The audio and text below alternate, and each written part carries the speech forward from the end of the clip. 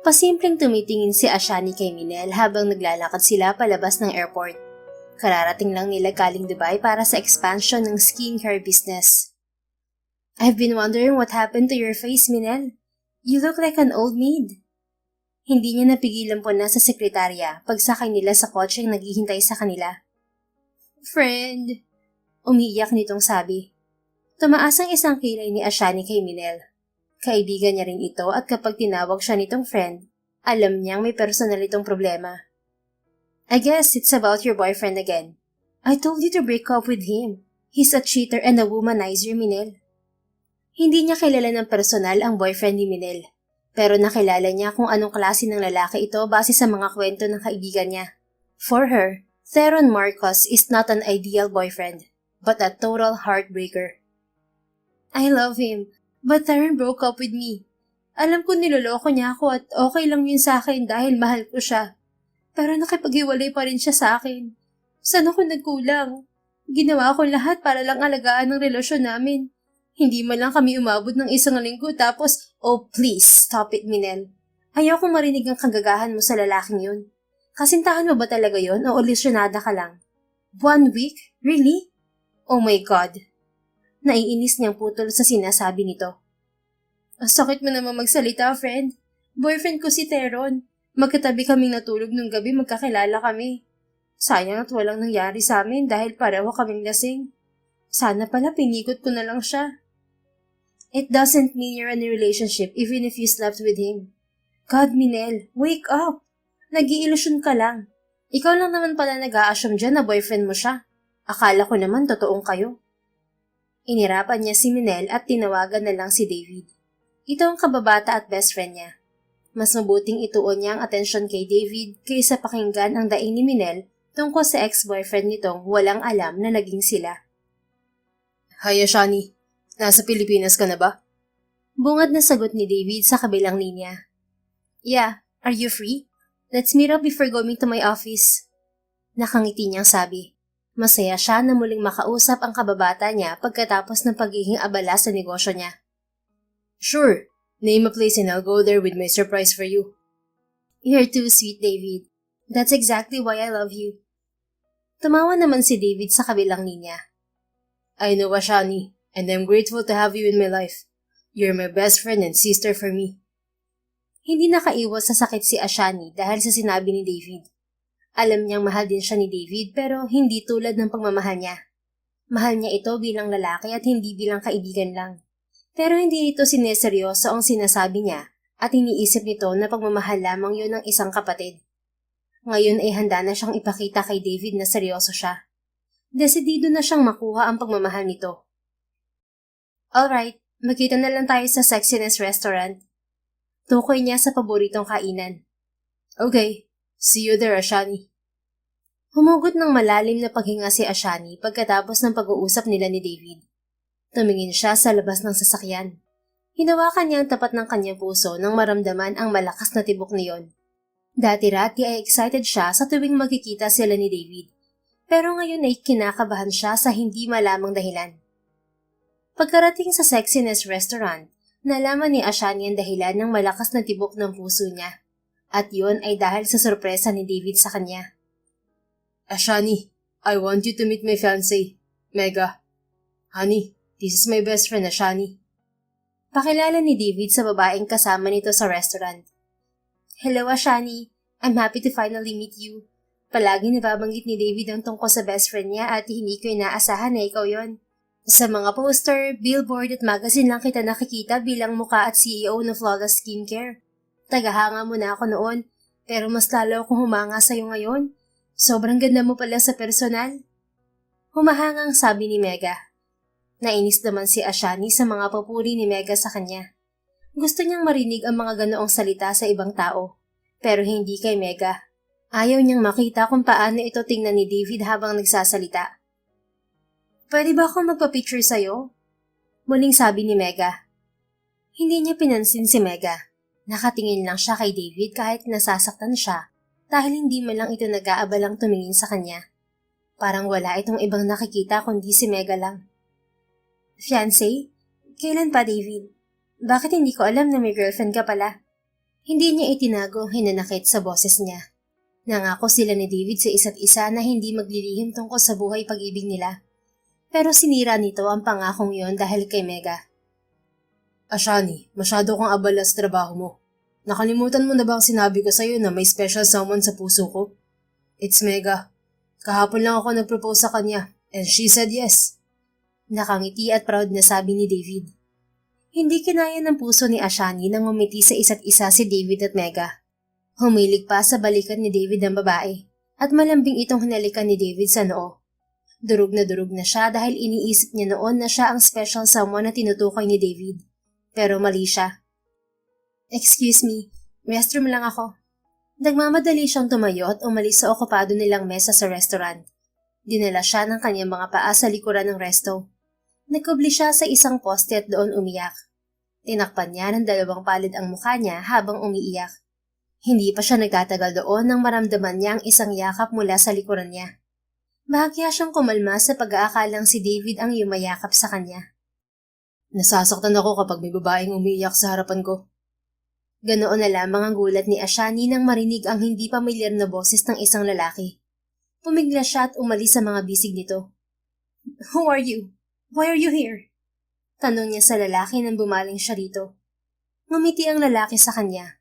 Itinuro nito ang suot na apron at ang pangalan ng restaurant na nakasulat doon. I'm Theron Marcos, the handsome chef and sexy owner of Sexiness Restaurant.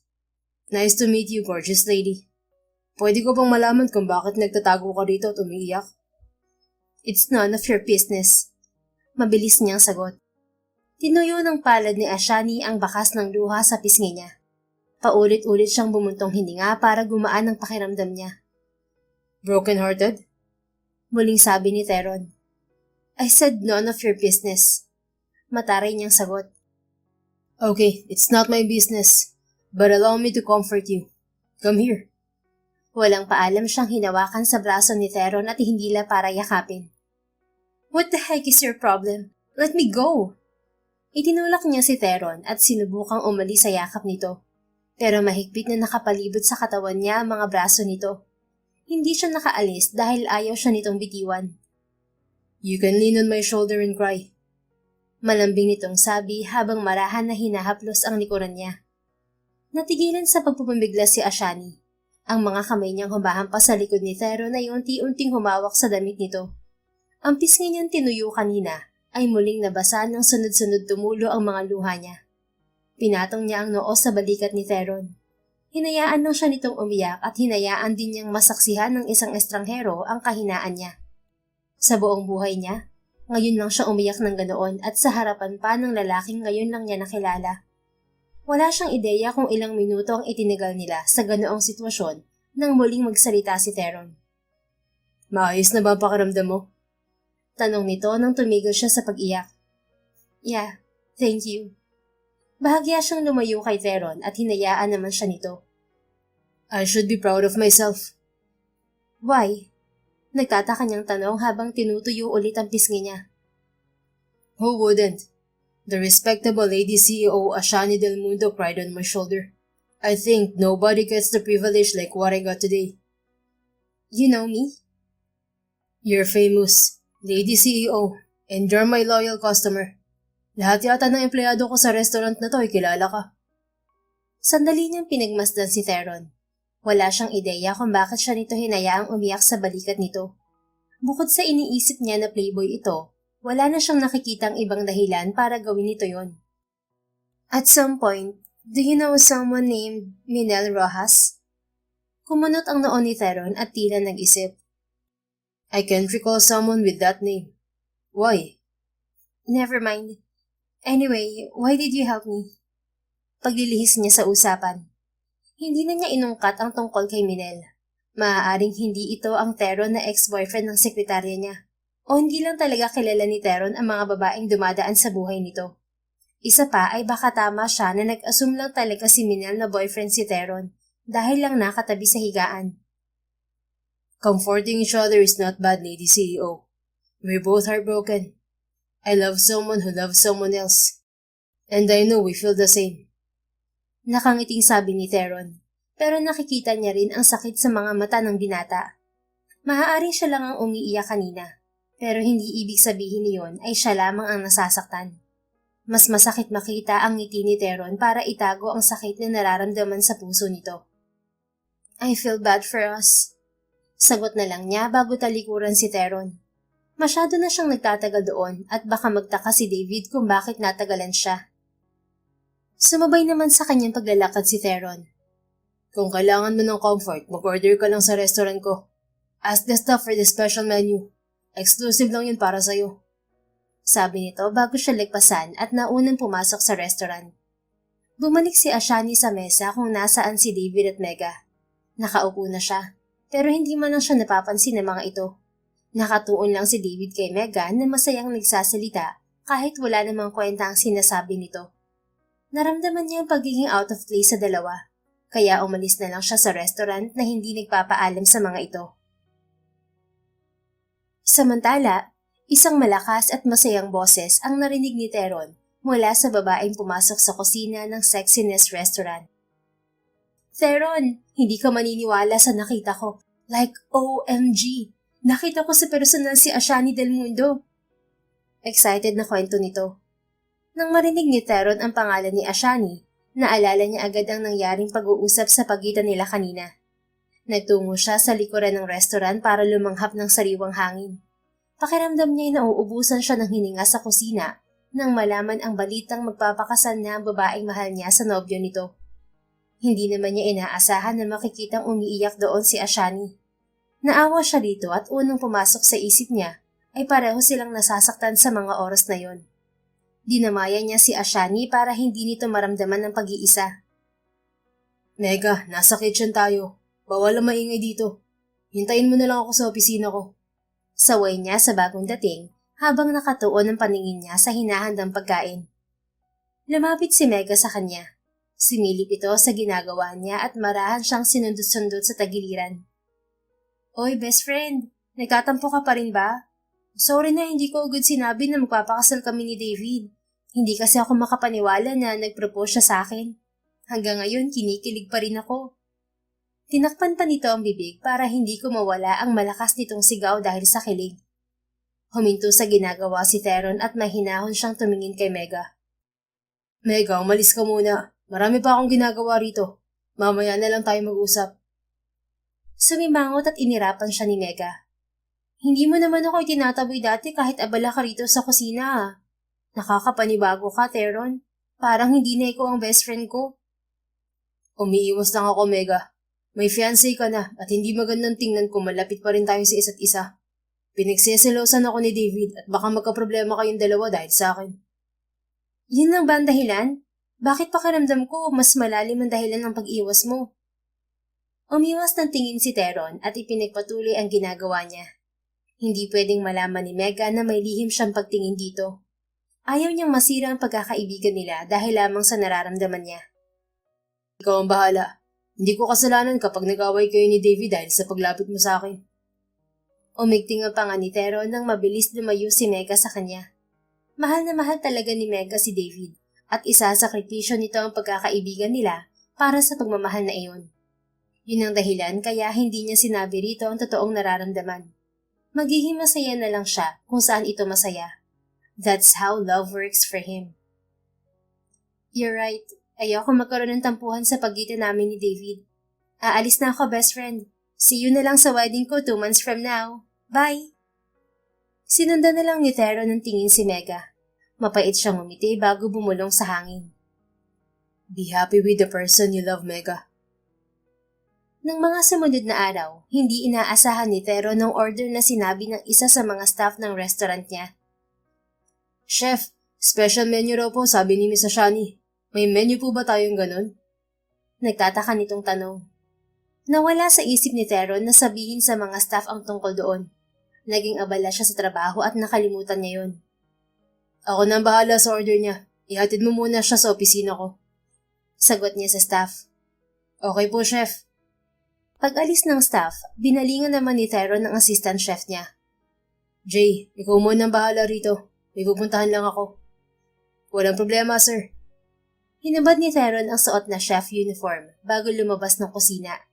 Mabilis siyang nagtungo sa opisina niya para puntahan si Ashani. Nakita niyang nakatayo lang ito roon habang nililibot ang tingin sa paligid. Special menu delivery for Miss Ashani Del Mundo. So, what can I do for you, Lady CEO? Masigla niyang tanong. Nawala ang ngiti sa labi ni Teron nang tumingin sa kanya si Ashani. May suot itong salamin at base sa namumula nitong ilong, kagagaling lamang nito sa pag-iyak. Are you free tonight, Chef? Maging ang boses nito ay namamaos din. I guess I need to cancel my appointment tonight for your order. Why? Let's meet in Long Beach tonight at 7 o'clock. I'll tell you the reason later. Masyadong malayong Long Beach dito, Ashani. Kung gusto mong mapag-isa, may alam akong lugar na pwede mong puntahan. Hindi ka na mahihirapan sa biyahe. Long Beach is one of my properties. Wala nga abala sa atin doon. Sarado ngayon ang beach at binigyan ko ng day off ang mga staff ko. Humalakip-kip si Teron at masusing pinagmasdan si Ashani. Nagtataka ako kung ano ang kailangan mo sa akin, Lady CEO. Bakit parang nagmamadali ka? Kung kailangan mo ng comfort tulad ng sinabi ko sa'yo, pwede natin gawin yun dito sa opisina ko. If you want to talk about it, I'll be your listener. If you want to cry, stay inside my arms and lean on my shoulder. Or if you want, I'll prepare delicious meal for you. Gustong matawa ni Teron sa kanyang sarili. Hindi pa niya nagagawa ang ganoong bagay sa mga babaeng nagdaan sa buhay niya. He played their feelings to forget his own feelings to the only girl he loves. Siguro ganito talaga ang epekto ng nasasaktan. Tinutuon niya ang comfort na kailangan niya sa iba para sandali niyang makalimutan ang sakit na nararamdaman niya. Hindi yun ang kailangan ko, Chef Teron. Sasabihin ko sa'yo kung ano yun mamaya. May kinuha si Ashani sa handbag nito at ibinigay sa kanya. Call me when you get there. Tinanggap ni Teron ang calling card na ibinigay ni Ashani. I can't stay here any longer. See you later. Paalam agad nito bago lumabas ng opisina niya. Pagsapit ng gabi, naghihintay na si Ashani sa dalampasigan ng Long Beach. Mas maaga siyang nagtungo roon kaysa sa takdang oras na ibinigay niya kay Teron. Namumungay na rin ang mga mata niya dahil sa alak na nainom niya. Why, David? Bakit ibang babae papakasalan mo? Bakit hindi na lang ako? Mahal kita. Pero bakit hindi mo ako nagawang mahalin tulad ng pagmamahal ko sa'yo? Malungkot niyang sabi habang tinitingnan ang larawan ni David sa cellphone niya. Isang linggo na rin silang hindi nakikita ni David simula nang ipakilala nito si Mecca sa kanya. Abala ito sa nalalapit na kasal at hindi niya matanggap yun. Pataob niyang ibinaba ang cellphone sa blanket na inuupuan niya at muling uminom ng alak. Maliwanag ang paligid mula sa sikat ng buwan. Pumikit siya habang pinapakinggan ang marahang hampas ng mga alon sa dalampasigan. Inaasahan ko narito ka kaya hindi na ako tumawag sa'yo. Nagmulat ng mga mata si Ashani nang marinig ang pamilyar na boses ni Teron. Nakangiti siyang tumingin dito at itinaas ang bote ng alak na hawak niya. Halika Teron, uminom tayo. Paanyaya niya sa lalaki. Lumapit ito at umupo sa tabi niya. Kinuha naman niya ang isang baso at nilagyan niya ng alak bago ito ibigay kay Teron. Cheers! Pinaglapat niya ang hawak niyang bote at hawak na baso ni Teron bago siya uminom. Anong oras ka nagsimulang uminom, Ashani? Mukhang lasing ka na. Kanino ka pa ba rito? Kararating ko lang din at hindi pa ako lasing. Binitiwan ni Ashani ang hawak na bote. Dumikit siya kay Teron at yumakap sa braso nito. Namumungay ang mga mata niyang ipinatong ang mukha sa balikat ni Teron. Teron, do you want to forget our pain? Bumaling sa kanya si Teron. Lumiit ang distansya ng kanilang mga mukha. Nakita niya kung paano pumaskil ang kunot sa noon nito bago nagsalita. What do you mean, Ashani? Ngumiti si Ashani at marahan niyang hinaplos ang pisngi ni Teron. She can't deny how handsome and appealing Teron is. Walang babae ang hindi mahuhulig sa karismang taglay nito. Pero kahit gaano ito kagwapo, hindi pa rin ito nakukuha ang lahat. Katulad niya, hindi pa rin niya nakuha ang nag-iisang lalaki na mahal niya kahit nasa kanya na ang lahat. Ganda, talino, at matagumpay na negosyo. Hindi yun sapat para mahalin siya ni David. I know you're for being a womanizer, Teron. I want to be your girl. Line me up to your girls' collection. You can do everything with my body and I don't mind. Just help me ease my pain. Are you out of your mind, Ashani? Hindi ganyan ang pagkakakilala ko sa'yo. At hindi ko sinasamantalang nararamdaman ng isang babae para maging laruan ko. I insist on being your toy, Theron. Whether you accept it or not, I'll push myself to you. Naging mapangaha si Ashani. Tinawid niya ang distansya ng mga mukha nila ni Theron. Mapusok niya itong hinalikan. Hindi pa siya nakontento at pasak lang siyang umupo sa kandungan ni Theron. Stop, Ashani. You're out of your mind. Pinigilan siya ni Theron sa ginagawa niyang paghalik dito. Pero nararamdaman niya ang mabilis na pagkabuhay ng pagkalalaki nito dahil sa ginawa niya. I'm willing to be out of my mind just to have you, Theron. Hinalikan niya ulit si Theron, pero muli siya nitong pinigilan. May I remind you, Ashani, I won't be responsible for anything that might happen between us. Whatever the consequences, I'm out of it. I know, and I'm ready to face it. Muli niyang hinalikan si Theron at sa pagkakataong yon ay hindi siya nito pinigilan. You are playing with fire, woman. Sabi nito at binibigyan din si Ashani ng mainit na halik na nagpasiklab sa init na nararamdaman niya. Nadarang sila sa apoy at nagpaubaya si Ashani sa ritmong nilikha nilang dalawa ni Theron. Wala siyang pakialam kahit nasa dalampasigan silang dalawa at ipinagkaloob niya kay Theron ang sarili niya. Nagulat si Theron at biglang tumigil, pero hindi niya ito hinayaan. I'm fine. I'm safe. Please continue. Namamaos ang boses niyang hiling kay Theron. Nagpatuloy si Theron. Hindi naging sagabal dito kung nasaan sila at nagawa pa rin itong tapusin ang sinimulan niya. Holy shit, that was so hot, Ashani. I never thought that virgins were this tight. Saad ni Theron bago nito isa-isang kinuha ang mga damit nila na nagkalat sa buhangin. Pinagpag nito yon at ibinigay sa kanya ang mga damit niya. Is it your first time with a virgin woman? Normal niyang tanong at hindi man lang siya nakaramdam ng pagkailang kay Theron. Nagbibihis pa siya sa mismong harapan nito. Kakaiba ang epekto ng alak sa katawan niya. Lumakas ang loob niyang gawin ang mga bagay na hindi pa niya nagagawa. Nakita niya ang pagngiti ni Theron habang pinagmamasdan ng pagbibihis niya.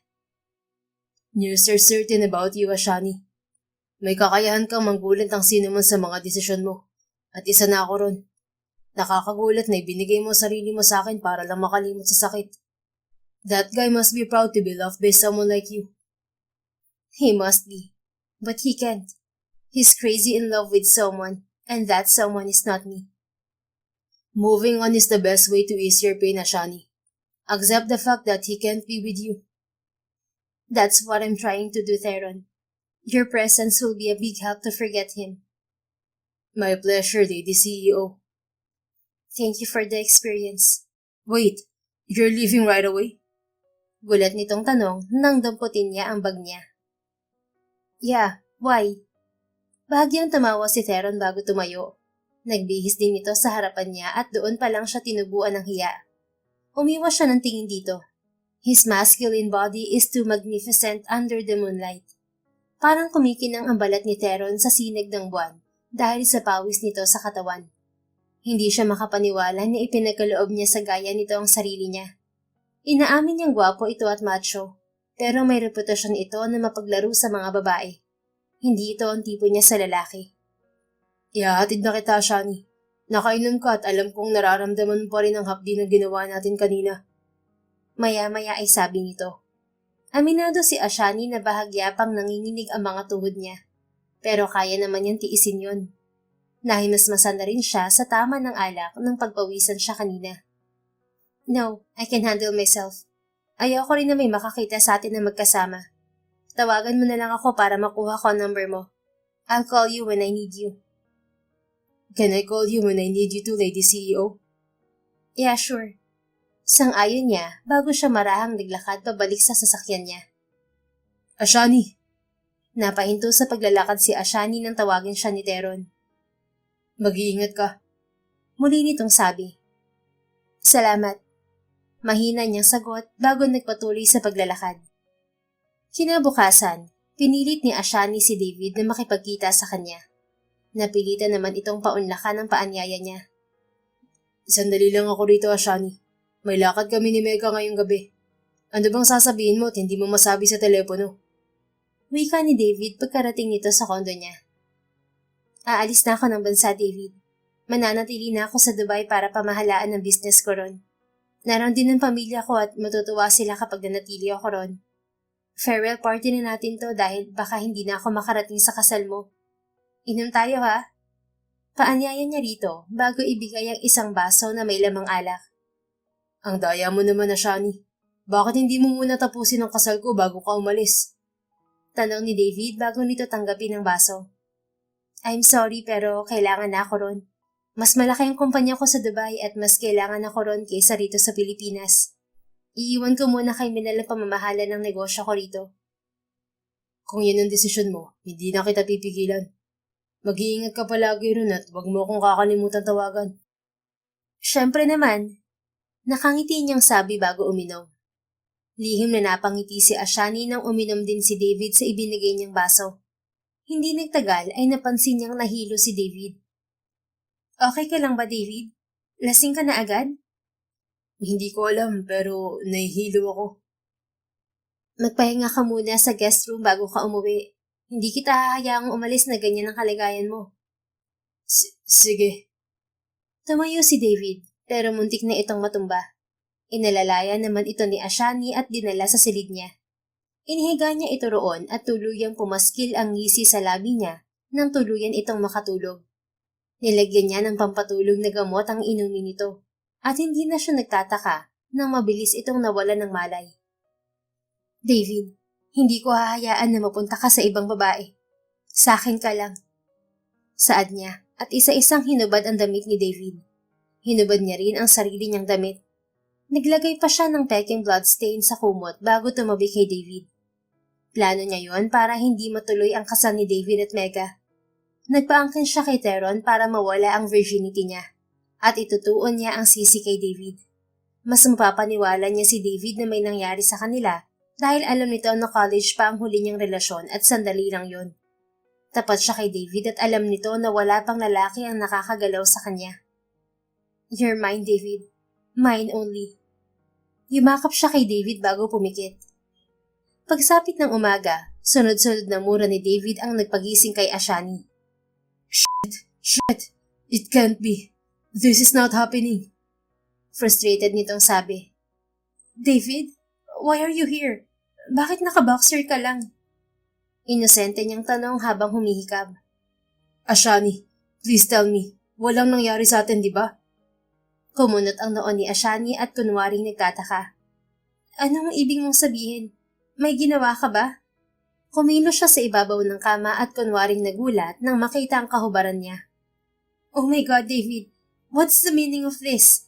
Anong ginawa mo sa akin? Umiyak siya at niyakap ang sarili. Hindi ko alam, Ashani. Hindi ko alam. Gulong-gulo nitong sabi. Pasimple naman siyang kumilos para makita ni David ang peking bloodstain sa kumot. David, you took my virginity. Malakas siyang umiyak para ipakita kay David ang malaking problema na kinakaharap nito. Lumapit naman sa kanya si David. Hinawakan nito ang magkabilang balikat niya. Calm down, Ashani. Please, wag mo sasabihin kahit kaninong nangyari ngayon. Ayokong malaman to ni Mega. Ipapasuri kita sa doktor kung totoong may nangyari sa atin, okay? Sige. Tipid niyang tugon habang umiiyak pa rin. Napaghandaan na niya ang bagay na yon dahil inaasahan niyang gagawin yun ni David. Nang araw na yon ay nagtungo sila sa doktor upang magpasuri. Parang pinagsakloban ng langit at lupa si David nang lumabas sa pagsusuri na hindi na siya birhen.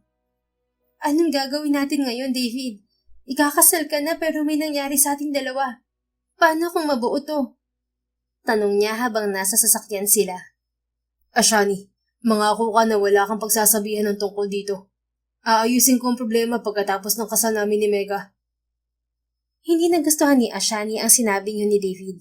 Sa kabila ng mga ginawa niya, si Mega pa rin ang pipiliin nito. David, uunahin mo pa rin ang kasal mo kaysa sa nangyari sa ating dalawa? Paano naman ako? Kinuha mo bagay na pinakaiingatan ko para sa lalaking pakakasalan ko. Wala akong maalala sa nangyari, Ashani.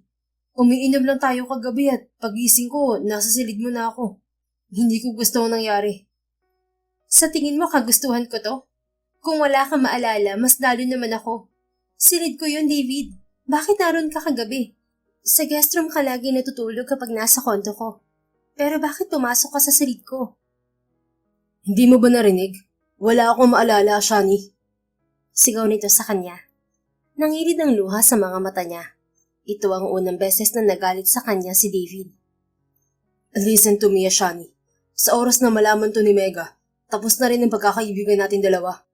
Hindi ko ipagpapalit si Mega sa isang malabong pangyayari. Kahit lasing ako, hindi kita gagalawin. I respect you and I love my fiancé. Sinasabi mo ba na ibang lalaki ang gumalaw sa akin at hindi ikaw? You're unbelievable. Kilala mo ako, David. Wala akong nobyo at ikaw lang ang lalaking close sa akin. Palagi tayong magkasama bago kayo maging engaged to marry ni Mega. Bahay at trabaho lang ang pinupuntahan ko. Tapos ganyan ang iisipin mo? Makonsensya ka naman. Buhay ko ang sinira mo. Panunumbat niya rito. Palpak man ang una niyang plano, pero hindi siya nauubusan ng plano para pigilan ang kasal ng mga ito. Nang sumunod na araw, natanggap niya ang tawag ni Theron. Gusto nitong makipagkita sa kanya. Pinaunlakan niya ito, pero kailangan maging lihim ang pagkikita nila. Hindi lang 1, 2 o 3 beses silang nagkita. Naging sunod-sunod yon at palaging may nangyayari sa kanila sa tuwing magkikita sila. Aalis ka na?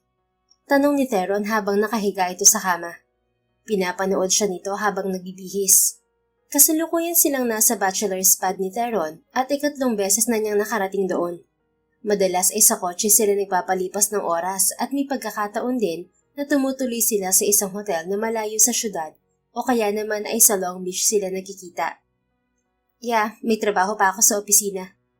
Sagot niya rito habang inaayos ang mga gamit niya. Hindi ba pwedeng magtagal ka kahit sandali lang? Huminga ng malalim si Ashani. Napapansin niyang nagiging clingy na si Theron sa kanya simula nang paulit-ulit na may nangyari sa kanilang dalawa. Nagdedemand na rin ito ng mas mahabang oras na magsama sila. I can't. Magkita na lang tayo sa ibang araw. Aalis na ako, Theron. Mabilis bumangon ng lalaki at bumaba mula sa kama. Hindi nito alintana ang hubad ng katawan at lumapit sa kanya. Hinawakan nito ang braso niya at marahang hinila palapit bago siniil ng halik ang labi niya. Theron, stop! May trabaho pa ako. Hindi ka ba napapagod? Pigan niya rito pero hindi niya maiwasang tumugon sa mga halik nito. Nope. I will never get tired of loving you, Ashani. Wait. Pigil niya kay Theron at tinakpan ang bibig nito para pigilan sa paghalik sa kanya. Did you say loving me? Are you serious? Gulat niyang tanong. Inalis ni Theron ang kamay niya sa bibig nito at marahang hinalikan yon. This time, I'm serious, Ashani. Sa lahat ng mga relasyong dumaan sa buhay ko, ikaw lang ang tumagal. To be honest, I never get bored when we're together. Pakiramdam ko laging first time ang mga nangyayari sa atin. But I don't love you, Theron. You know that. No strings attached relationship, remember? Gusto niyang hampasin ang sariling bibig nang makita ang naging epekto kay Theron ng mga salita niya. Nakangiti lang ito, pero nagpapahiwatig ng sakit ang mga mata nito. Kung tutuusin, ikalawa na siya sa babaeng nanakit dito. Si Mega at siya. Let's get this done quickly. Saad na lang niya para pawiin ang sakit na bumalatay sa mga mata ni Theron, bago ito muling halikan sa labi. Naaapektuhan siya at tinutubuan ng konsensya. Ginagamit lang niya si Theron para sa mga plano niya, at hindi kasama roon ang mahulog dito o ang mahulog ito sa kanya. Habang maaga, gusto niyang maging malinaw yun kay Theron. Pero ang simpleng halik nila ay nauwi na naman sa mainit na pagtatalik at dahilan para hindi siya makapasok sa opisina. Kinabukasan, hindi na napigilan si Ashani na umalis sa bachelor's pad ni Theron at pumasok sa opisina. Habang abala sa trabaho, nakaramdam siya ng hilo. Parang hinahalukay rin ang sikmura niya, kaya tumakbo siya patungo sa banyo. Sumuka siya ng sumuka roon, at yun ang naabot ng eksena ni Minel. Ma'am, buntis ka ba? Natigilan si Ashani sa tanong ng sekretarya niya. Muli siyang nagkaroon ng pag-asa para mapigilan ang kasal ni David at Mega. Minel, samahan mo ako sa doktor. Kailangan ko masigurado kung totoo ang sinabi mo. Sige ma'am, Ikukuha muna kita ng maligamgam na tubig. Uminom ka muna bago tayo umalis. Okay. Bumalik sa kanyang upuan si Ashani habang hinihintay ang pagbalik ni Minel. Napangiti siya habang hinahaplos ang himpis niyang tiyan. May lumukob na kasiyahan sa puso niya sa isiping may bata sa sinapupunan niya. Ma'am, ito na po ang tubig. Uminom muna si Ashani bago sila nagtungo sa ospital para magpasuri. Laking tuwa niya nang malaman na 5 weeks na siyang buntis. Kinuha niya agad ang cellphone niya at may tinawagan sa kabilang linya. Nakangiti siya habang hinihintay ang pagsagot nito. Yes, Ashani. Hello, Theron. Natigilan si Ashani at parang binuhusan siya ng malamig na tubig. Bakit si Theron ang tinawagan niya para sabihin na buntis siya? Oo, at si Theron ang ama ng bata. Pero si David ang gusto niyang managot sa dinadala niya.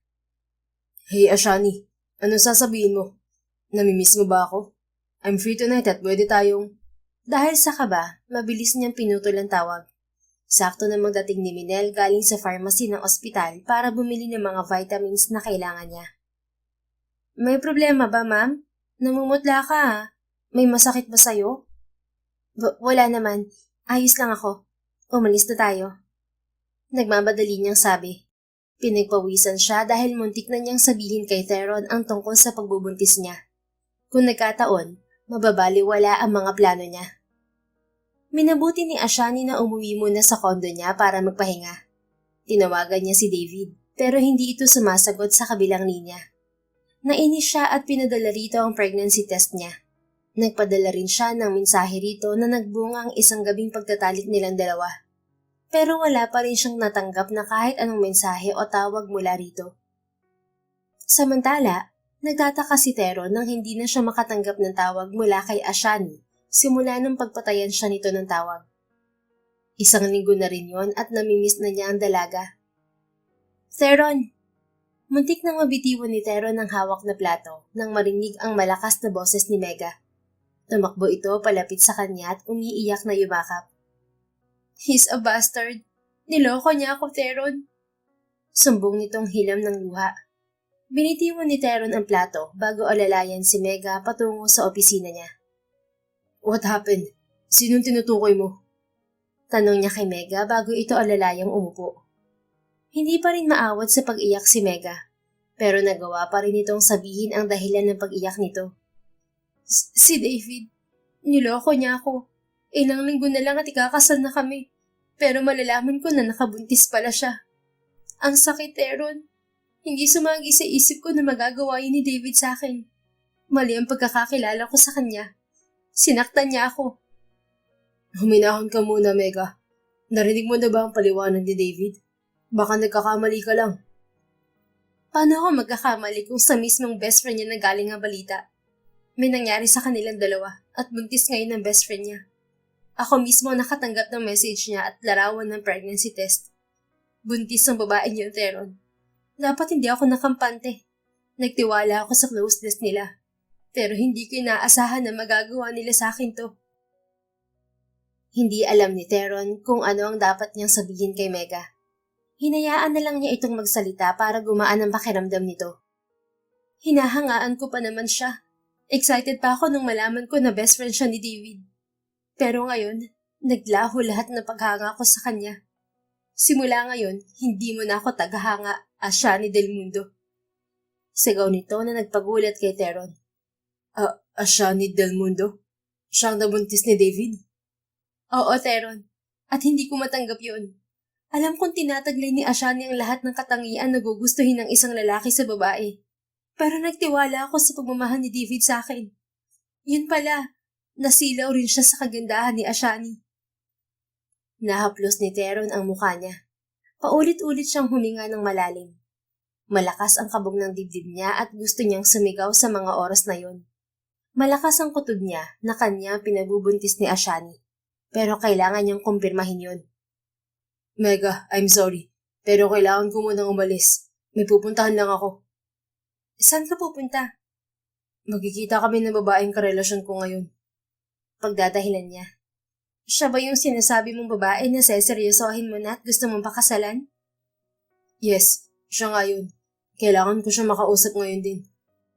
Pwede bang sa susunod na araw mo na lang siya puntahan? Kailangan ko ngayon ng best friend ko. Please stay for a while, Teron. Nagmamakaawa nitong sabi. Hinawakan pa nito ang kamay niya para pigilan siya sa pag-alis. I'm sorry, Mega. I need to see her right away. Inalis niya ang kamay ni Mega sa kamay niya at nagmamadali siyang umalis ng restaurant. Pupuntahan niya si Ashani sa opisina nito. Pero mahigpit pala ang seguridad sa gusali ng opisina ni Ashani. Hindi siya makakapasok kung wala siyang appointment. Hindi rin sumasagot sa mga tawag niya si Ashani, kaya naghintay na lang siya sa lobby. Ilang oras siyang nanatili roon hanggang makita niya si Ashani. Natigilan siya nang makitang kasama nito si David, pero hindi na napigilan ang paglapit niya sa mga ito. Nakita niya ang pagkagulat sa mukha ni Ashani, pero pagtataka naman ang rumihistro sa mukha ni David. Kung narito ka dahil nagsumbong sa'yo si Mega, please lang tol, hayaan mo ayusin namin ang problema. Labas ka na rito. Sabi agad ni David sa kanya. Hindi niya pinansin ang sinabi nito. Nakatuon lang ang tingin niya kay Ashani. Can we talk? Tanong niya sa dalaga. Magkakilala kayong dalawa, Ashani? Tanong ni David. Nope, ngayon ko lang siya nakita. Umalis na tayo, David. Baka mahuli tayo sa appointment sa OB-GYN ko. Hinila ni Ashani si David at nilagpasan siya. Talk to me, or I'll reveal your secret, Lady CEO. Banta niya habang nakatingin sa palayong bulto ng dalawa. Hindi siya pinansin ng dalaga. Hindi rin nagtagal nang makatanggap siya ng text message mula kay Ashani. Long Beach. Basa niya sa mensahe nito na alam niyang doon sila magkikita. Hindi niya alam ang eksaktong oras ng pagkikita nilang dalawa, pero maaga pa lang ay nagtungo na siya roon. Hinintay niyang dumating si Ashani sa eksaktong lugar kung saan unang may nangyari sa kanilang dalawa. Gabi na nang dumating ito roon. Hindi ko nagustuhan ng pagbantaan mo ako kanina, Theron Marcos. Galit nitong bungad paglapit sa kanya. Tell me, Ashani, are you pregnant with my child? What? Yan ba ang gusto mong pag-usapan natin? Kapag sinabi ko bang hindi sa'yo ang bata sa sinapupunan ko, titigilan mo na ba ako, ha? No. Titigil lang ako kapag napatunayan ko na hindi akong ama ng bata. Hihintayin kong pagsilang niya at ipapa-DNA test ko siya. Pagak na tumawa si Ashani kasabay ng bahagyang pag-iling. You know what? You're crazy, Theron. Nakalimutan mo na ba na wala tayong relasyon? Laruan mo lang ako at nagpalaro naman ako sa'yo. Ngayong nakuha ko na ang kailangan ko, itigil na natin ang larong to. It's time to get serious. No need for the DNA test, Theron. Yes, this is your child, but I don't want you to be the father. I want David because I don't love you. Period. Tumayo si Theron mula sa pagkakaupo niya sa buhangin at hinarap si Ashani. Sinasabi mo bang ginamit mo lang ako para makuha si David? I don't see any reason to deny that fact. Yes, ginamit lang kita para mapunta sa akin si David. Ashani, ikakasal na sila ni Mega. Bakit kailangan mong sirain ang pagsasama nila para sa pansarili mong kagustuhan? Mahal nila ang isa't isa, pero ginugulo mo sila. Ganyan ka ba kadesperada? So, gagawin ko ang gusto ko at walang makakapigil sa akin. Pabor din sa'yo ang gagawin ko, Theron. Alam kong si Mega ang babaeng mahal mo. Kapag nakuha ko si David, mapupunta rin sa'yo si Mega. Dapat nga magpasalamat ka pa sa akin dahil makukuha mo na rin ang babaeng mahal mo. Ashani, okay lang na gamitin mo ko, pero wag mong idamay ang inosenteng bata sa kalokohan mo. Hindi to kalokohan, Theron. Pagmamahal ang tawag dito. Gumagawa lang ako ng paraan para mapunta sa akin ng lalaking mahal ko. Walang mali sa ginagawa ko. Huminga ng malalim si Theron para pakalmahin ang sarili niya. Gusto niyang masolusyonan ang bagay na yon sa mahinahon at maayos na paraan. Marry me, Ashani. Pananagutan ko ang batang dinadala mo. Anak ko naman talaga yan at ako ang dapat na tumayong ama sa kanya, hindi ang ibang tao. Gumising ka na sa kahibangan mo. Hindi ka mahal ni David. Ako narito para sa'yo. Mahal kita pero bakit ayaw mong subukan na mahalin din ako para sa anak natin? Malakas na tumawa si Ashani at parang hindi ito makapaniwala sa sinasabi niya. Nababaliw ka na talaga, Theron. Inuulit ko. Tapos na ang paglalaro nating dalawa. Si David ang gusto ko at hindi ikaw. Fine. Kung magmamatigas ka pa rin, Ipagtatapat ko sa kanila na ako ang ama ng dinadala mo. Huwag mo akong subukan, Lady CEO. Pinagbabantaan mo ba ako, Theron? Hindi. Pinapaalala ko lang sa'yo na hindi mo pwedeng gamitin ang anak ko sa pansarili mong kapakanan. Ngumisi si Ashani at hindi yun nagustuhan ni Theron. Sige, sabihin mo sa kanilang lahat. Kapag nawala sa akin si David, sisiguraduhin ko rin na hindi mo makikita ang anak mo. Don't threaten me, Theron, because I'm not scared. At ano? Sasaktan mo ang anak natin? Gulat niyang tanong. The child's safety is in your hands, Theron. Nakangising sagot sa kanya ni Ashani. Hindi napigilan ni Theron ang emosyon. Mahigpit niyang hinawakan sa braso si Ashani. Nakita niyang napangiwi ito sa ginawa niya, pero hindi pa rin niya pinakawalan ng braso nito. Kapag may masamang nangyari sa anak ko, hindi kita mapapatawad, Ashani. Kakalimutan kong mahal kita. Kasalanan mo kapag napahamak siya, Theron. Kung hindi ka magsasalita, walang mangyayari sa kanya.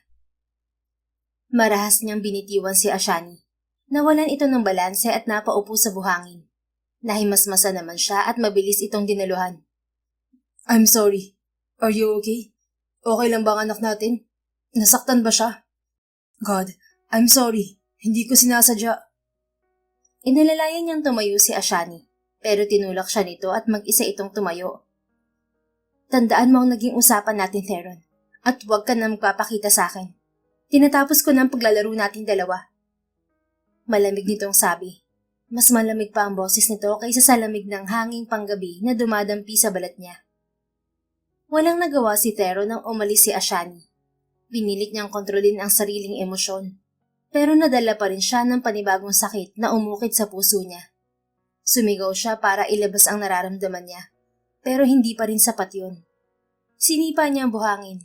Sinuntok at kung ano-ano pa ang ginawa niya para alisin ang sakit sa dibdib niya. Ngunit lahat yun ay walang kwenta. Napaupo na lang siya sa buhangin at tahimik na umiyak. Dinukot niya sa bulsa ang singsing na ibibigay sana niya kay Ashani. You helped me cure my broken heart, but you crushed it again into pieces. I love you, Ashani, but it hurts to love you. Bakit ang hirap mong mahalin? Hinalikan niya ang singsing bago yun itinapon sa tubig. Nasaksihan ni Ashani ang nangyaring yun kay Theron, pero wala siyang lakas ng loob para balikan to. Hinawakan niyang maliit na umbok sa tiyan niya. Nagsinungaling siya kay Theron. Hindi niya ipapahamak ang anak niya. Nagbulag-bulagan lang siya at nagbingi-bingihan sa nangyayari ngayon kay Theron. Pero hindi mababago ang mga plano niya. Naging pabor naman sa kanya ang mga nangyari. Hindi natuloy ang kasal ni Megha at David. Nanatili si David sa tabi niya hanggang sa sumapit ang araw ng panganganak niya. Nagpasalamat din siya dahil hindi na nagpakita pa si Theron pagkatapos ng huli nilang pagkikita sa Long Beach. Ma'am, huwag ka pong matutulog. Kailangan mong ilabas ang bata. Natatarantang sabi ng nurse sa tabi niya, pero hindi niya kayang labanan ang pagpikit ng mga mata niya. Nanghihina siya at hanggang ngayon ay hindi pa rin lumalabas ang anak niya. Emergency! Prepare for the cesarean operation! Unti-unting nawawala ang kamalayan ni Ashani sa paligid, pero naisigaw pa niya sa isip ang isang panalangin para sa kanilang mag-ina. God, I'm sorry. Please forgive me. Iligtas mo po kami ng anak ko. Kung may kailangan magsakripisyo, ako na lang po. Huwag ang anak ko. Ayokong mapahamak siya. Please hear my prayers. Nang magising si Ashani, sumalubong sa kanya ang masakit na balita. Your child is safe with God now, Miss Del Mundo. He's your angel now. Paulit-ulit na pumapasok sa isip niya ang sinabing yun ng doktor at hiniling niya na sana ay hindi na lang siya muling nagising dahil ang balitang yun ang bumago sa buong pagkatao niya. Alam niyang walang ibang dapat sisihin kundi ang sarili niya. Sa laki ng kasalanan niya kay Theron, kay David at Megha, ang naging kabayaran ay ang anak niya. Hindi niya matanggap. Sobrang sakit sa loob niya. She felt guilty and pain. She's grieving and crying inside of her. She had a lot of plan and dream for her little angel. Pero hindi na yun matutupad dahil sa pagkakasala niya sa ibang tao. Nang makalabas ng ospital si Ashani, halos hindi na siya lumalabas sa silid niya. Pinagluluksa pa rin niya ang pagkawala ng anak niya. Kahit ang paghahatid sa huli nitong hantungan ay hindi niya kayang makita. Ma'am, nasa salas po si Sir David. Imporma ni Minel. Pinahid niya ang luha sa pisngi at binitiwan ang damit na binili niya para sa anak niya. Sige, susunod na ako. Salamat, Minel. Walang anuman, ma'am. Malaking pasasalamat niya kay Minel dahil lagi itong nasa tabi niya. Ito rin ang nag-asikaso sa libing ng anak niya at sa iba pang bagay tulad ng negosyo niya. Pagbaba niya, nakita niya agad si David sa salas, pero hindi ito nag-iisa. Kasama nito si Mega. Anong kailangan niyo? Walang buhay niyang tanong. Hinawakan ni David ang kamay ni Mega sa harapan niya. Baliwala na yun sa kanya, dahil hindi naman niya naramdaman ang pagmamahal ni David kahit nanatili ito sa tabi niya. Mas masakit pa rin ang nararamdaman niya ngayon dahil sa pagkawala ng anak niya. We're leaving the country. Insensitive na sabi ni David. So, do you want me to stop you?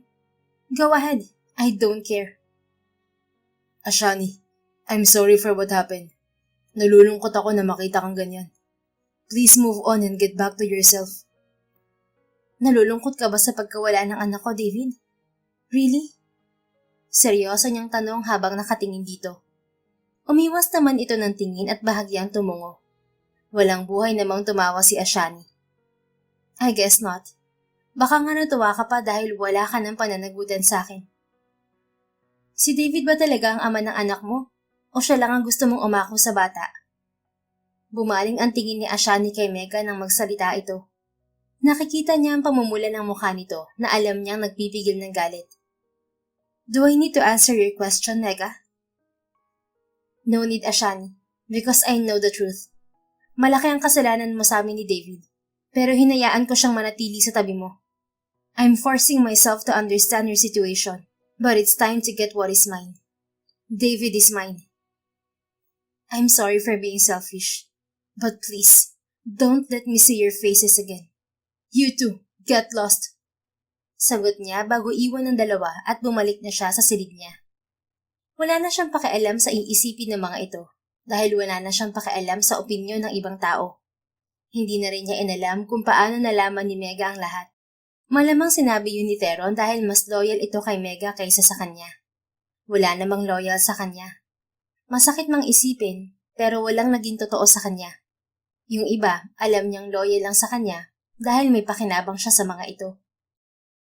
Nalunod sa kalungkutan si Ashani, ngunit hindi siya nagmukmok tulad ng ibang nalulungkot. Sa halip ay ginamit niya ang kalungkutan para mas umangat ang negosyo niya. Inabala niya ang sarili para ipromote sa ibang bansa ang beauty products niya at nagawa niya yun sa loob ng 4 na taon. Naging sikat ang flawless skincare sa Dubai at kilalang kilala na rin ito sa buong Asia. Ngayon ay susubukan naman niyang pasukin ang bansang Amerika.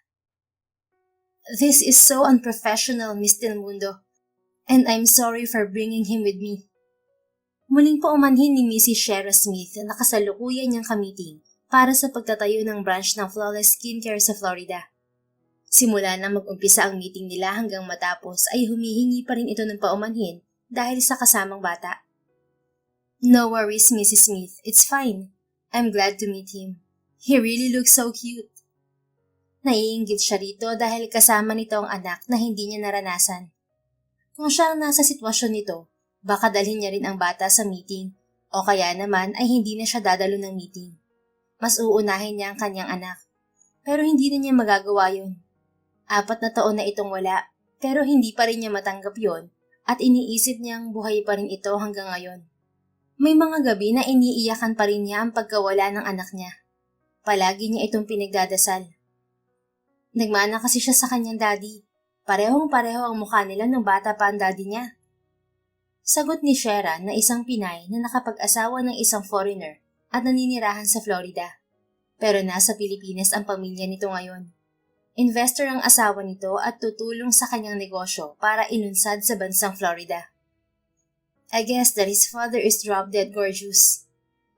You guess it right, Mrs. Del Mundo. Kung may pagkakataon tayo, ipapakilala kita sa kapatid ko. Kapatid? Yeah, this kid is my nephew. My brother's child. Oh, my bad. I thought he's your son. Please tell him my regards and hopefully to meet him someday. Nakangiti niyang sabi, pero hindi talaga siya interesadong makilala ang ama ng bata. Sinabi niya lang yon para magkaroon ng magandang ugnayan sa pagitan nila ni Shera. It's purely business. Alright, I'll tell him.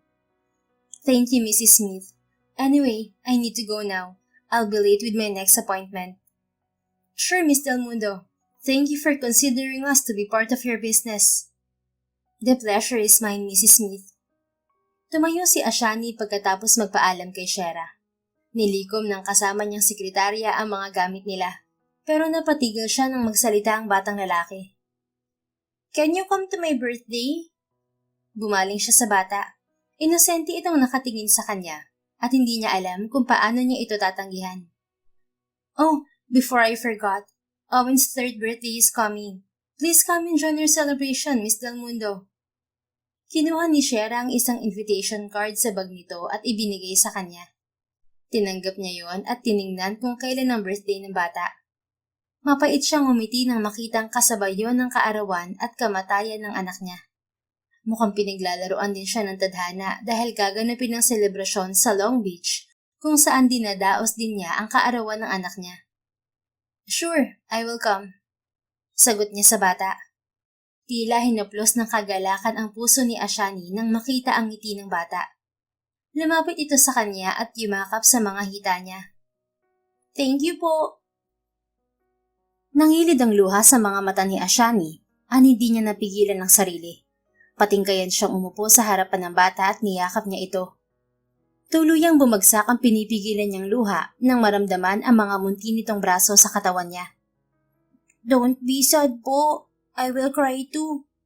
Humihikbi nitong sabi. Pinigilan ni Ashani ang pag-iyak.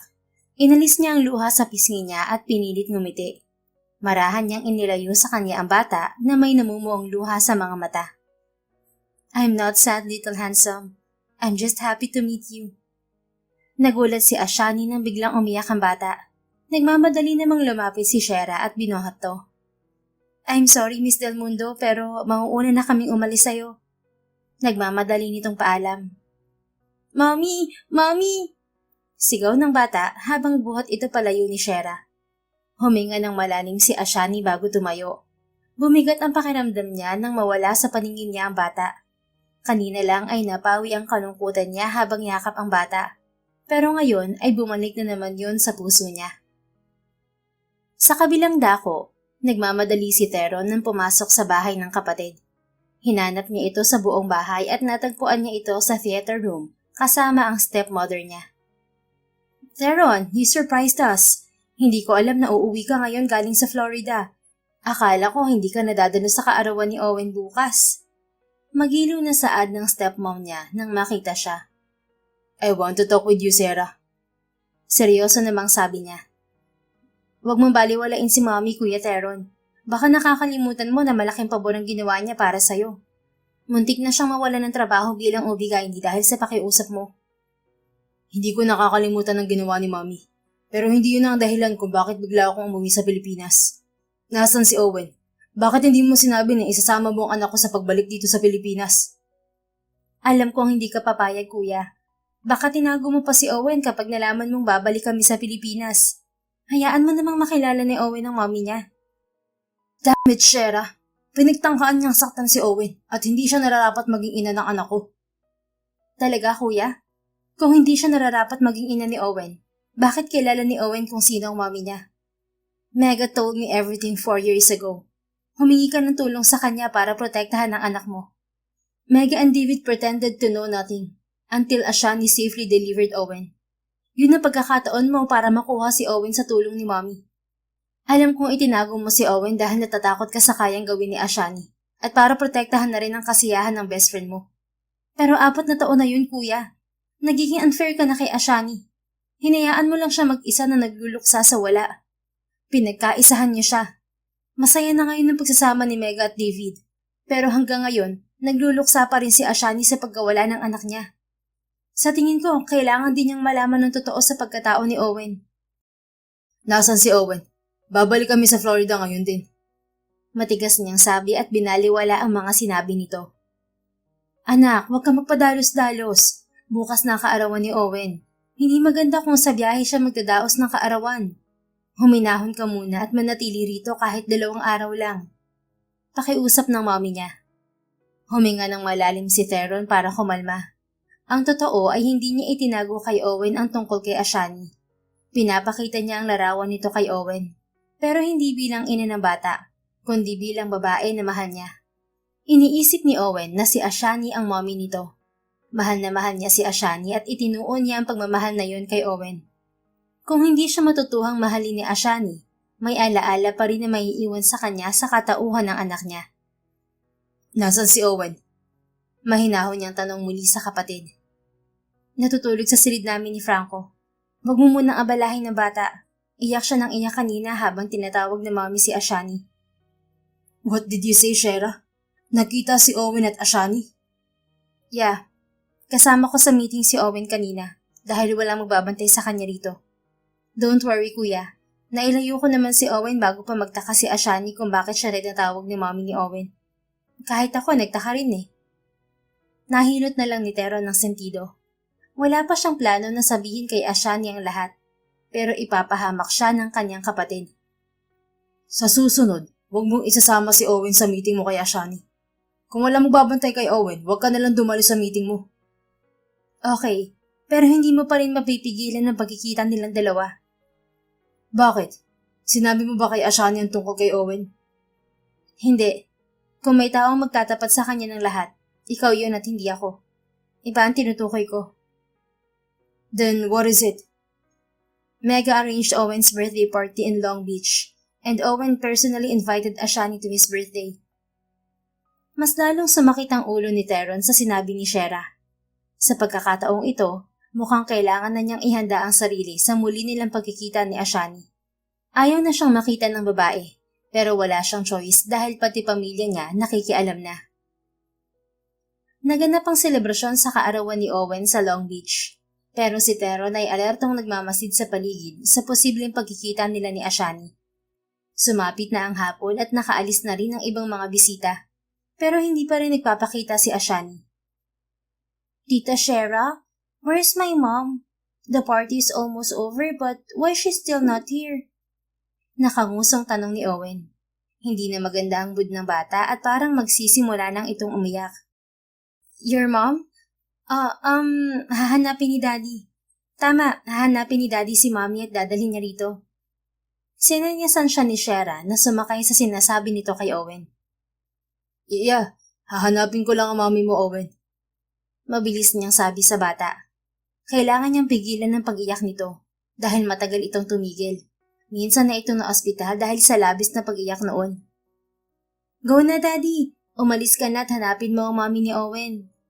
Taboy sa kanya ni Shera. Napipilitang umalis si Theron sa bulwagan. Naglakad-lakad na lang siya sa dalampasigan. 4 na taon na rin simula nang umalis siya ng bansa kasama si Owen. Pero ito siya ngayon at patuloy na binabaybay ang daan patungo sa lugar kung saan sila huling nag-usap ni Ashani. Excuse me sir, bawal po sa lugar na yan. Bigil sa kanya ng isang staff ng beach. Bakit bawal? Hindi ba parte pa rin to ng Long Beach?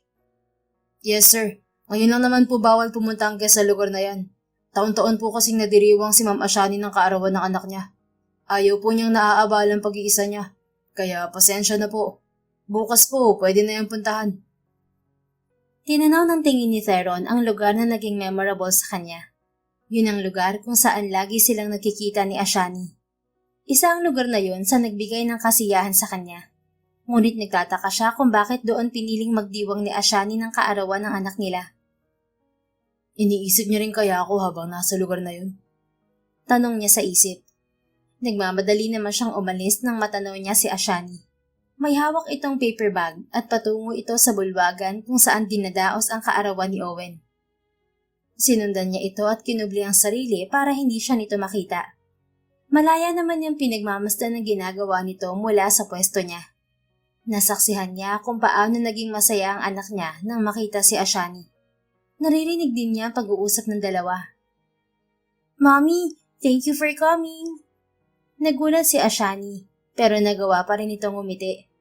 Napatitig si Theron sa magandang mukha ni Ashani.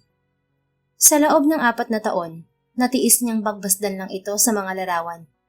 Ngayon, malaya niyang nakikita sa personal si Ashani at hindi pa rin nagbabago ang nararamdaman niya para dito. Happy birthday, little handsome. I'm sorry for being late, ha? Here's my gift for you. Thank you, Mommy. But I want you to be with my daddy. It's my birthday wish po. Please grant my wish. I don't want to see my daddy sad anymore. I want him to be happy with you, Mommy. Little handsome, I can't be your mommy. Hindi lang si Owen ang nadismaya sa sagot ni Ashani. Maging si Theron ay nakaramdam ng sakit dahil hanggang ngayon, wala pa rin siyang pag-asa na mahalin ni Ashani. Why po? My daddy loves you so much. Hinaplos ni Ashani ang pisngi ni Owen at marahang ngumiti sa bata. I don't know who's your dad, but tell him that I'm grateful for his love, okay? Unfortunately, we're not meant together. I love someone else and I'm patiently waiting for him. Nahaplos ni Theron ang kanyang muka at tumalikod sa direksyon ni Ashani at Owen. She's still waiting for David, even though he's happily married with Mecca. Bulong niya sa sarili. Aalis na sana si Theron nang muli niyang marinig ang boses ni Ashani. I want him to know that I accepted his wedding proposal by wearing this ring. Muling tumingin si Theron sa direksyon ni Ashani. Ganoon na lang kalakas ang kabog ng dibdib niya nang makitang suot nito ang itinapon niyang singsing noon sa dagat. How come that she wears that ring? Mahina niyang sabi na parang siya lamang ang nakakarinig. Ashani, if you don't mind, may I ask how he proposed? Bakit hindi niya alam na tinanggap mo ang proposal niya? Tanong ni Shera na hindi umaalis sa tabi ni Owen. Itinaboy ko siya pagkatapos ng proposal niya. Hindi ko kasi alam kung seryoso siya o nadadala lang siya sa sitwasyon ko noon. Pero nang makita kong itinapon niyang singsing sa tubig, pinahanap ko to sa mga staff ng Long Beach. 2 araw bago nila nakita ang singsing na to noon. Noong una, wala akong planong isuot to. Pero nang dumating ang malaking pagsubok sa buhay ko, doon ko na-realize na namimiss ko siya. Siya ang naging takbuhan ko noong panahon na kailangan ko ng karamay at pakiramdam ko mag-isa lang ako sa mundo. Sinuot kong singsing na to para maibsan ang kalungkutan ko sa pagkawala ng anak ko. Hanggang ngayon, nangungulila pa rin ako sa kanya at umaasa na babalik siya at papatawarin ako sa mga nasabi at nagawa ko sa kanya noon. Pabigat ng pabigat ang nararamdaman ni Theron habang naririnig ang mga sinasabi ni Ashani. Umalis siya ng bulwagan dahil binabalot siya ng konsensya. Alam niyang siya ang tinutukoy ni Ashani, pero nagawa niyang itago rito ang anak nila at hayaan itong magluksang mag-isa. Buong akala niya, si David pa rin ang mahal nito. Pero tulad niya ay na-develop din pala ito at minahal siya. Inusig siya bigla ng konsensya. Lumayo si Theron at muli siyang napadpad sa lugar na pupuntahan niya kanina. Hindi na siya pinigilan ng staff, kaya dumiretso siya roon. Nakita niya ang mga letrang happy birthday na nakasulat sa buhangin na unti-unting binuburan ng alon. She's celebrating our son's birthday and not his death. Saad niya. Umupo siya sa buhangin at nagpalipas ng oras doon. Inabot siya ng dilim, pero hindi siya nabahalang umalis. Nanatili siya roon kahit nagtataka siya kung bakit hindi sinisindihan ng ilaw sa lugar na yon. Maya-maya ay narinig niya ang pag-iyak malapit sa pwesto niya, kasunod na nagdadalamhati nitong boses. Nakilala niya ang boses ni Ashani nang magsalita ito. Miss na kita, anak. Hindi man lang kita nayakap at nakita. 4 na taon na, pero wala pa rin ako lakas ng loob para makita ang libingan mo. Gusto kong isipin na buhay ka pa rin hanggang ngayon. Why did you leave me so soon? Ikaw na lang sanang maiiwan ng daddy mo sa akin pero nawala rin kayong pareho. Life is so unfair. Isang beses lang ako nagkamali pero sobra-sobrang kalungkutang nararamdaman ko dahil sa pagkakamaling yun. Sana hindi na lang ako nagmahal sa maling tao noon. Sana nag-focus na lang ako sa iyo at sa tatay mo. Ang dami-dami kong regrets, anak. Patawad. Naramdaman ni Theron ang lungkot at sakit sa mga binibitiwang salita ni Ashani. Bumigat na naman ang kanyang pakiramdam dahil sa konsensya. Kasalanan niya ang nangyayari ngayon kay Ashani. Tumayo siya at lumapit dito na patuloy pa rin sa pag-iyak. Walang salita niya itong niyakap mula sa likuran. Nasasaktan ako kapag may babaeng umiiyak sa harapan ko. Sabi niya tulad ng una niyang sinabi rito noong makita niya itong umiiyak sa likuran ng restaurant niya. Hanggang ngayon, pinipili pa rin ni Ashani na umiyak sa lugar na walang tao para itago sa lahat ang kahinaan nito. Teron? Ikaw ba yan? Hindi gumagalaw si Ashani habang nakakulong sa mga bisig niya. Parang natatakot ito na mawala siya kapag gumalaw ito. Hinigpitan niya ang yakap dito sa halip na sagutin ang tanong nito. Please talk. Ikaw ba talaga yan? Marami siyang gustong sabihin kay Ashani, pero paghingi ng tawad ang unang lumabas sa bibig niya. I'm sorry, Ashani. I did a terrible mistake that made you suffer. Please forgive me. It's not your fault, but mine. I lost our baby, Theron. I lost him. Umiiyak nitong sabi. Mas humigpit ang yakap ni Theron kay Ashani. Hindi niya alam kung paano sasabihin dito na buhay ang anak nila. Pero kailangan niyang ipagtapat ang lahat kung gusto niyang magsimula silang muli. He's alive, Ashani. Our son is alive. Kumawala sa yakap niya si Ashani at bumani sa kanya. What do you mean? I'm sorry, Ashani. It's my fault. Everything is my fault. Sagot niya bago isalaysay ang mga pangyayari simula nang magbuntis ito hanggang itakas niya si Owen at itago rito. Bakit mo nagawa sa akin na bagay na yon, Theron? Ganun ba ako kasama sa paningin mo para isipin na sasaktan ko ang anak ko? Iniisip mong masisira ang relasyon ni Mega at David kaya kinuha mo ang anak ko. Pero hindi mo naisip ang mangyayari sa akin. Ang unfair mo. Lahat kaya mong gawin para sa kanya. 4 na taon na ako nagluluksa, Theron.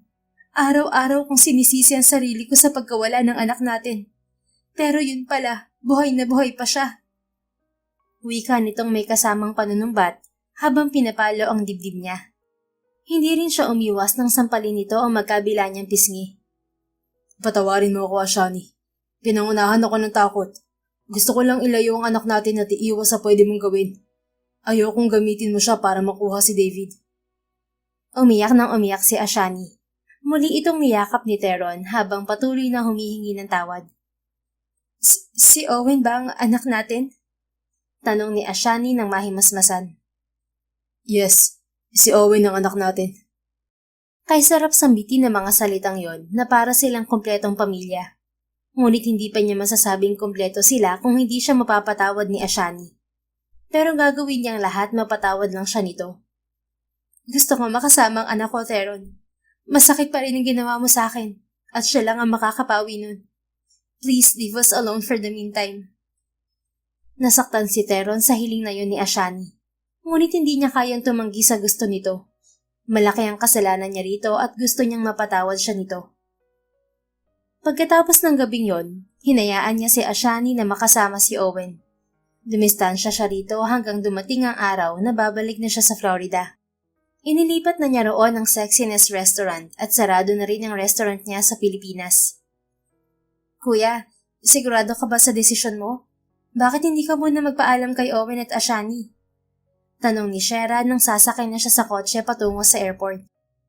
Hindi na kailangan, Shera. Owen is safe with his mother. Hayaan mo na lang sila? Paano ka? Kaya mo bang lumayo sa kanilang dalawa? I'm fine. Ito na lang ang paraan ko para bumawi kay Ashani. Malaki ang kasalanan ko sa kanya at nararapat lang to sa akin. Aalis na ako, Shera. Tatawagan ko na lang si Mami kapag nakarating na ako sa Florida. Baka mahuli ako sa flight kung hihintayin ko pa siya. Sige, kuya. Mag-iingat ka. Susunod na rin kami ni Franco sa susunod na linggo. Pagkatapos magpaalam sa kapatid, nagtungo na si Theron sa airport. Okupado ni Ashani at Owen ang isip niya hanggang sumakay siya sa eroplano. Pinagmasdan niya ang mga larawan ni Ashani sa cellphone niya habang naghihintay ng take-off ng eroplano. Hinaplos niya ng daliri ang mukha nito nang magsalita ang pasaherong nasa gilid niya. She's gorgeous. Parang pinako sa kinauupuan si Theron. Gusto niyang tingnan kung sino ang nagsalita, pero ayaw niyang madismaya. Baka dinadaya lang siya ng pandinig niya. Is she your wife? Muli nitong tanong. Mommy, it's your picture. Why did you ask Daddy if she is his wife? Humigpit ang hawak ni Theron sa cellphone niya. Napayuko siya para itago ang pangingilid ng luha. He's too overwhelmed that his family is sitting beside him. Hindi niya napansin ang mga ito dahil wala siya sa sarili niya nang sumakay siya sa eroplano. Owen, I need to make sure my status to your daddy's life. I don't think he wants me to be his wife. We've been engaged for too long. Mabilis namang bumaling si Teron sa gilid. Napangiti siya nang makita ang magandang mukha ni Ashani at ang anak niya. Pinapatawad mo na ba ako, Ashani? Tanong niyang kinakabahan. I won't be here if not, Teron. Magkakaroon ka sana ulit ng kasalanan kung umalis ka nang hindi ko alam. Thanks to Shera. Sinabi niya sa akin ng araw ng flight mo at nakapaghanda kami ni Owen para sumama sa'yo. We're family, Teron. You shouldn't leave us behind. I'm sorry, but thank you for coming, love. Ngumiti si Ashani na nagpagalak sa puso ni Teron. Iyon ang ngiti na matagal na niyang gustong makita mula rito. I love you, and I mean it. Let's forget about the past and build our future together. Let's start as a family, Teron. I love you too, love. Yes, we will build our future together. Thank you, Ashani. Niyakap niya si Ashani. Gumanti naman ito ng yakap sa kanya. Maging si Owen ay yumakap din sa kanilang dalawa. Yun na yata ang pinakamasayang flight sa buhay ni Teron kasama ang pamilya niya. Pagkarating pa lang sa Florida ay inasikaso agad ni Teron ang kasal nila ni Ashani. Pinagkatiwala naman ni Ashani ang itatayong negosyo kay Shera sa naturang bansa habang aktibo pa rin ito sa mga negosyo. Ganoon din si Teron na hindi pinapabayaan ng kanyang restaurant. 3 buwan ang nakalipas ay naganap ang pag-iisang dibdib ni Teron at Ashani. Dumalo ang mga magulang ni Ashani mula sa Dubai at hindi matawaran ng kasiyahan ng mga ito para sa anak. Maging si David at Mega ay dumalo rin sa kasal. Maayos na ang kanilang mga buhay at lahat sila ay masaya na sa piling ng taong pinili nila na makasama habang buhay. The end. Kung nagustuhan mo ang istoryang ito, please don't forget to like, comment, and share it with your friends. Your support really makes a difference. Thank you and see you sa ating next story. Keep safe and be blessed.